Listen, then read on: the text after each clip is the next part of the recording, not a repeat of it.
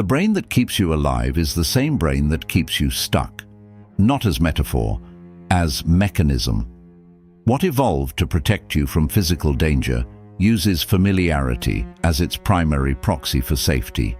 Known is safe. Unfamiliar is threat. Whether the unfamiliar thing is actually dangerous is not part of the calculation.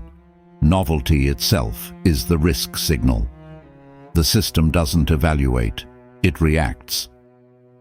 Every significant positive change in your life, new relationship, new career, new city, new version of yourself, runs through that same filter. Your nervous system processes it with the same basic signal as actual danger. New and dangerous occupy the same neurological category. Evolution built this asymmetry deliberately. In environments where mistakes were fatal, the cost of a false positive, treating something harmless as dangerous, was low. Wasted energy, some anxiety. The cost of a false negative, treating something dangerous as harmless, was death. So the system was tuned toward sensitivity over specificity. Flag everything unfamiliar, sort it out later. In ancestral environments, novelty was a legitimate proxy for danger. Unknown paths, unknown animals, unknown people with unknown intentions. Statistically more likely to carry risk than familiar ones. Organisms that treated novelty as a reason to increase alertness survived at higher rates. In contemporary environments, where most of the significant unfamiliar things a person encounters are social, professional, or existential transitions, the tuning generates systematic error. The unfamiliar job, the unfamiliar depth of intimacy, the unfamiliar version of yourself you'd have to become, processed with the same elevated alertness as a predator in tall grass. Avoidance, delay, retreat to what's known, adaptive in the original context. In the current one, it produces stagnation that arrives wearing the feeling of safety. Stephen Porges' polyvagal theory adds the layer that explains why conscious reasoning barely touches this. Porges documented that the nervous system is continuously scanning the environment, a process he called neuroception, for cues of safety and danger, below conscious awareness. The brain is assessing threat and initiating behavioral response before the conscious mind has registered the situation. By the time you feel the resistance, the assessment has already been made and the response is already running. Reasoning with it from that position is working against a decision that wasn't yours to make. Porges also found that familiar social contexts don't just feel comfortable because they're pleasant. They actively signal safety at the neurological level. Familiar faces, familiar voices, familiar physical environments down-regulate threat response directly. Unfamiliar social contexts do the opposite, independent of whether anything dangerous is present. Here is what follows from this. The same person can feel confident and capable in their current environment and genuinely destabilized in a new one, without their competence having changed at all. The confidence was never fully portable. Part of it was a property of the familiar context. Move to an unfamiliar one, and the nervous system is operating with a different threat baseline, producing a different person. Just push through produces some change, not durable change. Forcing behavior against a threat response doesn't update the threat model. The next encounter with the same unfamiliar situation fires the same signal. The override has to be repeated indefinitely, because nothing in the underlying assessment has shifted.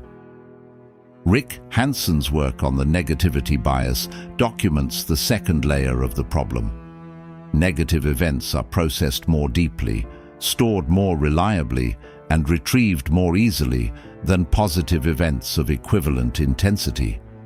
A threat is weighted more heavily than an equivalent opportunity. A loss produces stronger and more durable effect than an equivalent gain.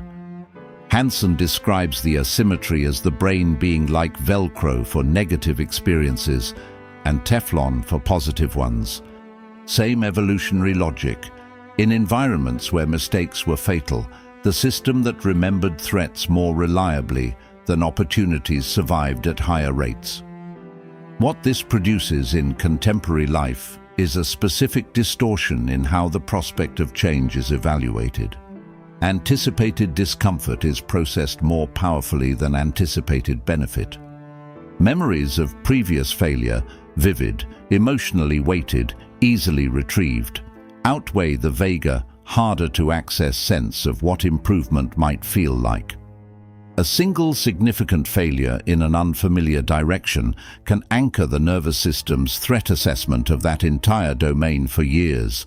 Multiple subsequent successes in the same domain may not fully counteract it because the negative experience was encoded with greater intensity. When you evaluate whether to pursue the change, you are not making a neutral comparison.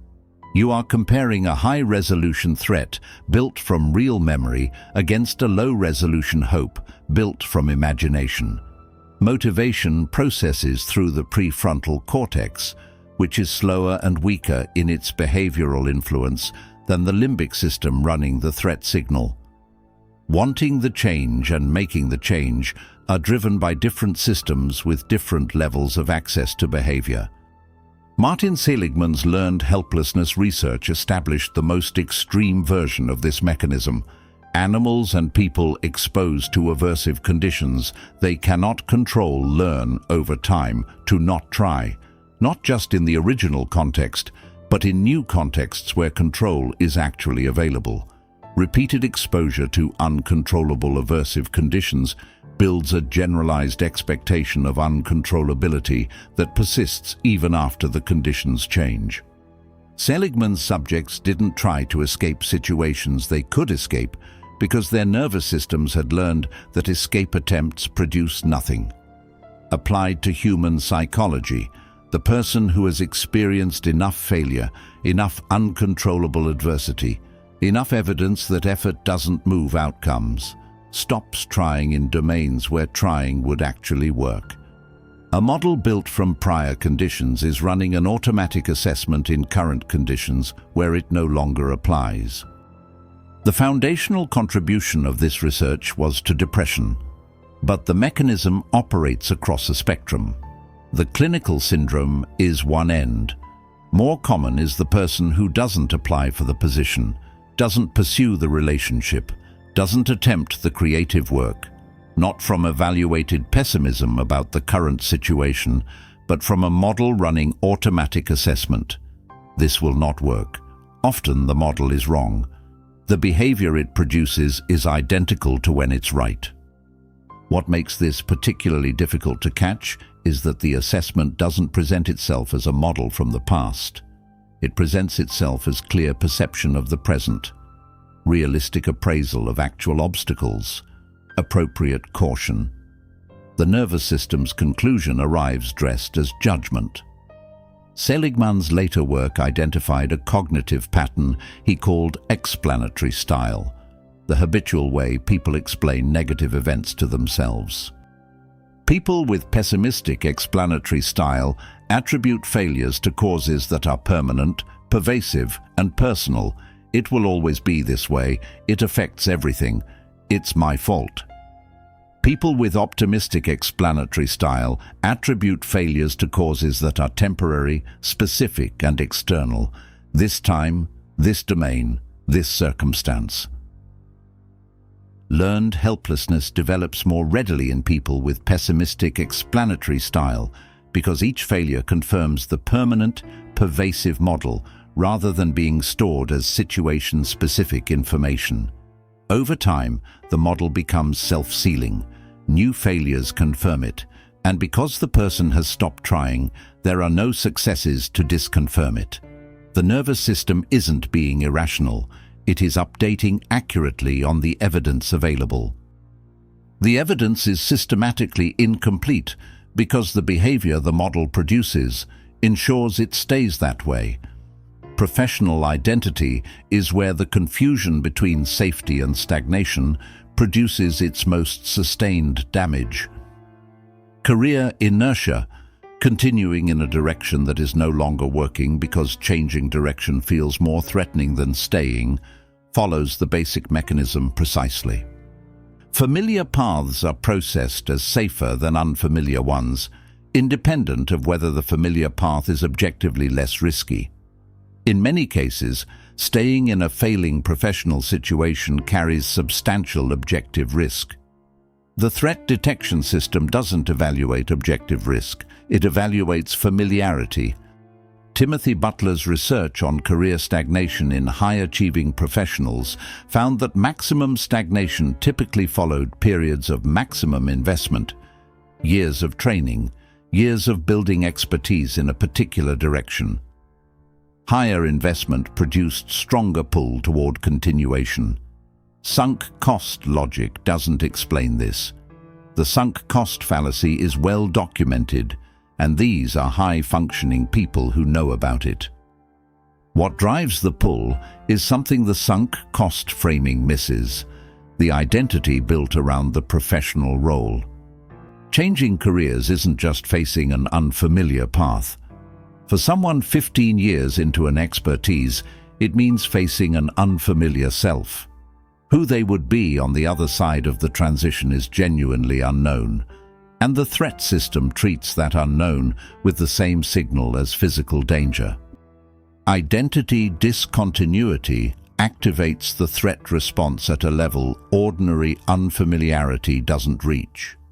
Staying in a career that is making you miserable with tenacity that looks inexplicable from outside isn't stubbornness. It's a nervous system treating the dissolution of a known identity as an existential threat, which, in the terms the threat system operates in, it is. Relationship stagnation runs the same architecture. Research on relationship dissolution consistently shows that people remain in relationships they describe as unsatisfying longer than any rational cost-benefit model predicts. The primary driver isn't hope for improvement. It's the unfamiliarity of not being in the relationship. A known, unsatisfying relationship is more familiar than an unknown, potentially satisfying alternative. Familiar is safer. John Gottman's research found that couples remained in marriages for years, past the point his predictive models indicated the relationship was functionally over. Not waiting for improvement, nervous systems processing the unfamiliarity of the alternative as more threatening than the familiar unhappy state. There is a feature of this dynamic that makes it self-reinforcing. Every year spent in a relationship past its functional end is a year of not building familiarity with being alone, with meeting new people, with constructing a different kind of life. The alternative doesn't stay at the same level of unfamiliarity while the person waits. It becomes progressively more foreign. Delaying the transition increases the threat signal associated with making it. The longer the delay, the harder the departure, in a loop that has no natural terminus. One structural feature of contemporary life makes this mechanism significantly worse than it would have been in environments closer to the one the nervous system was built for. In smaller, more stable social environments, the kind humans lived in for most of evolutionary history, the range of available unfamiliar options was narrow. Paths you could take were mostly visible from where you stood. Alternatives were known quantities, populated by familiar people. The threat detection system was handling a bounded set of known versus unknown. Now it isn't.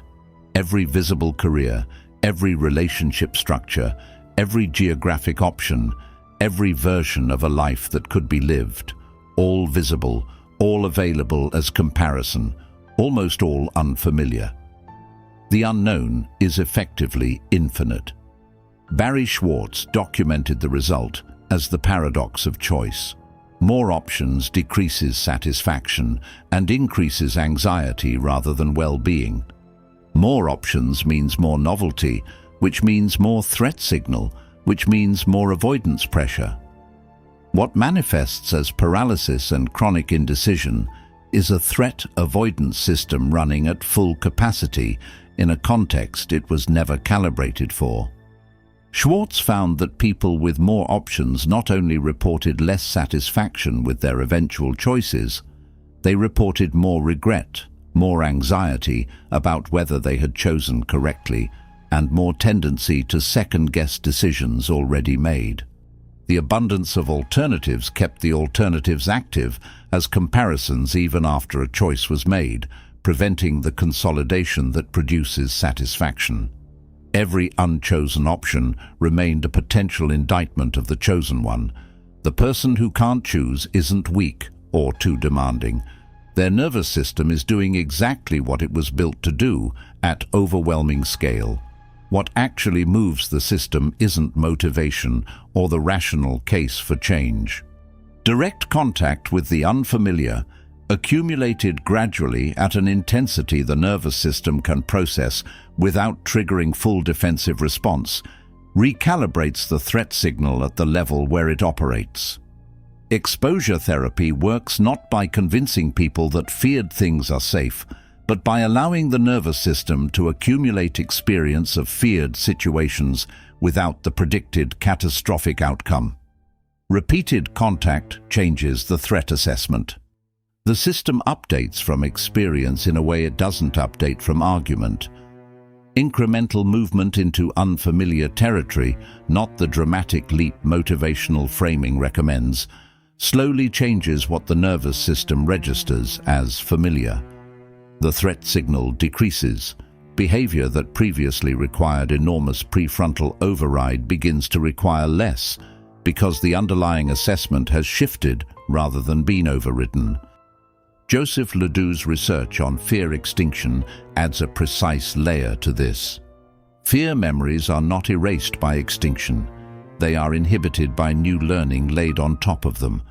The original threat association remains encoded, which is why the fear can return under stress, in new contexts, after long periods of absence. What extinction produces is a competing association. This stimulus, this context, no catastrophe.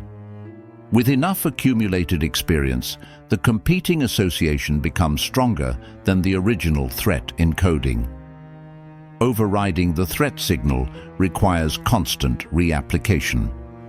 Building the competing association produces durable change because the nervous system itself has updated what the unfamiliar means. Understanding the mechanism doesn't immediately change how the mechanism operates. Knowing that the nervous system confuses familiarity with safety doesn't stop the threat signal from firing at unfamiliarity. The pull toward what's known is still real.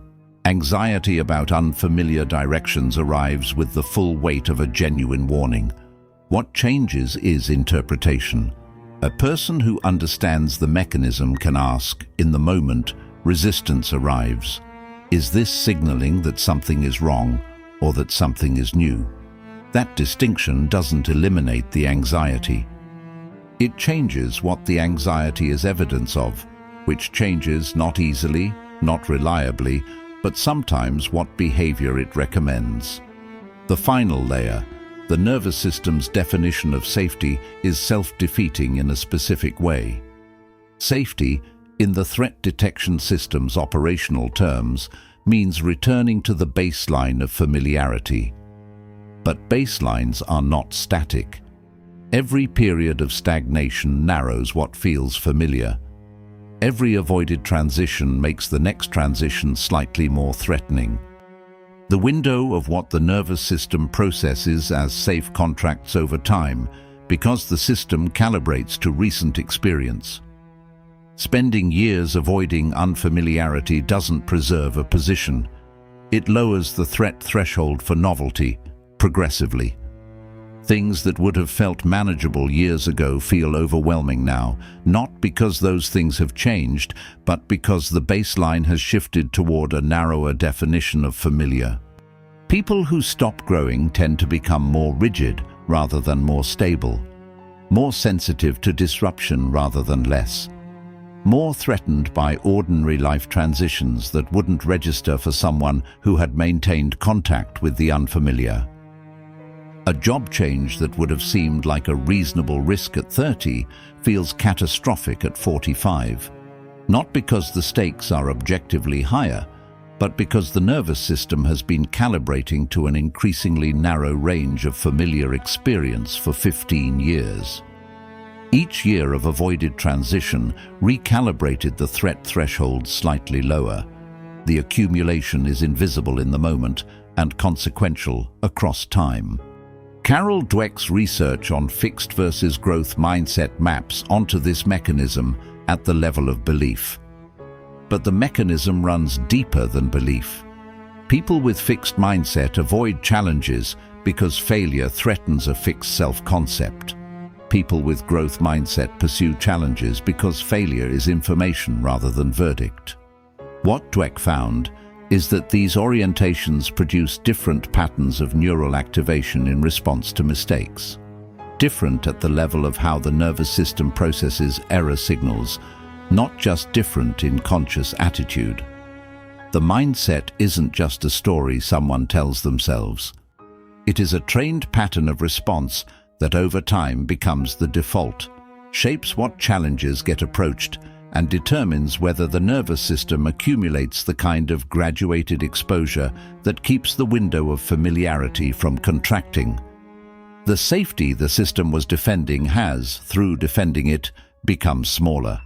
The brain that keeps you alive is not your enemy.